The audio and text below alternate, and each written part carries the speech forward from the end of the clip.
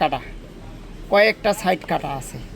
এটা সমস্যা আমরা ধাপে ধাপে কীভাবে সমাধান করি ভিডিওটা কন্টিনিউ করলে এটা শিখে গিয়ে এভরিওয়ান। আজকে আমি দেখাবো এক্সপার্ট স্কেলের ডিসপ্লে কাটা সমস্যা। সরাসরি নিয়ে এসে এখানে দেখেন এই যে ডিসপ্লে কাটা, এই যে ডিসপ্লে কাটা কয়েকটা সাইড কাটা আছে।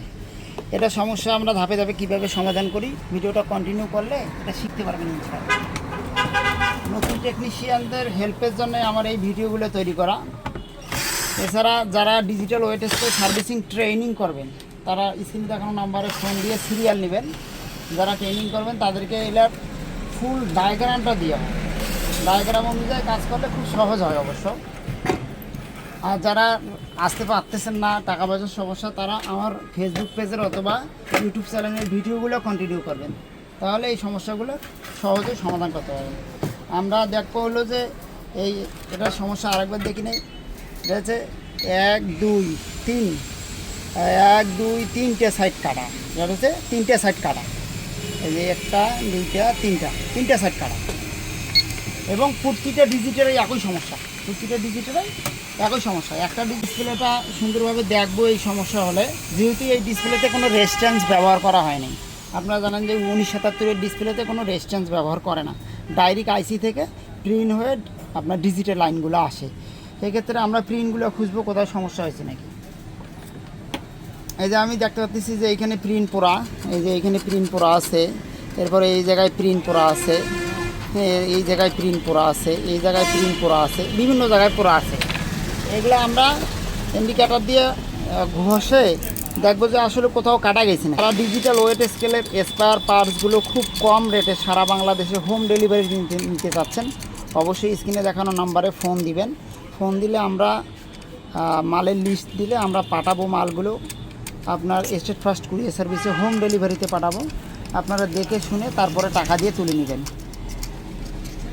এখানে অনেক প্রিন্ট কাটা আছে, এই যে এখানে একটা প্রিন্ট কাটা আছে, এই প্রিন্টে কাটা আছে।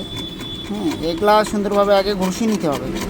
এগুলা হচ্ছে আপনার এসিড পড়ার জন্য এই প্রিন্টগুলো কাটা যায়। ব্যাটারি থেকে এসিড পড়ার ফলে এই প্রিন্টগুলো কাটা যায়। এখন নতুন একটা ডিসপ্লে লাগালে 1977-এর একটা ডিসপ্লের কিন্তু অনেক দাম আছে। নতুন যদি একটা ডিসপ্লে লাগাতে যাই তাহলে কাস্টমারের অনেক টাকা খরচ হবে। আমি চেষ্টা করব যে এই ডিসপ্লেটাই কীভাবে রিপেয়ার করা যায়। আপনারা ভিডিওটা কন্টিনিউ করবেন, আমি ধাপে ধাপে রিপেয়ার করব, আপনারা দেখবেন। আর ফেসবুক পেজ থেকে দেখলে পেজটা ফলো করে রাখবেন। আর ইউটিউব চ্যানেল থেকে দেখলে সাবস্ক্রাইব করে রাখবেন। সাবস্ক্রাইব করলে আমার ভিডিও ছাড়া মাত্রই আপনাদের কাছে যাবে।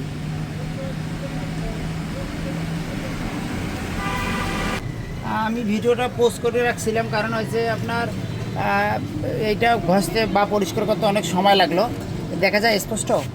দেখেন এটা আমি পরিষ্কার করলাম, পরিষ্কার করার পরে এইখানে প্রিন্ট কাটা, এইখানে থেকে যে প্রিন্টটা গেছে এইখানে যাবে, এইখান থেকে এখানে যাবে, এটা কাটা।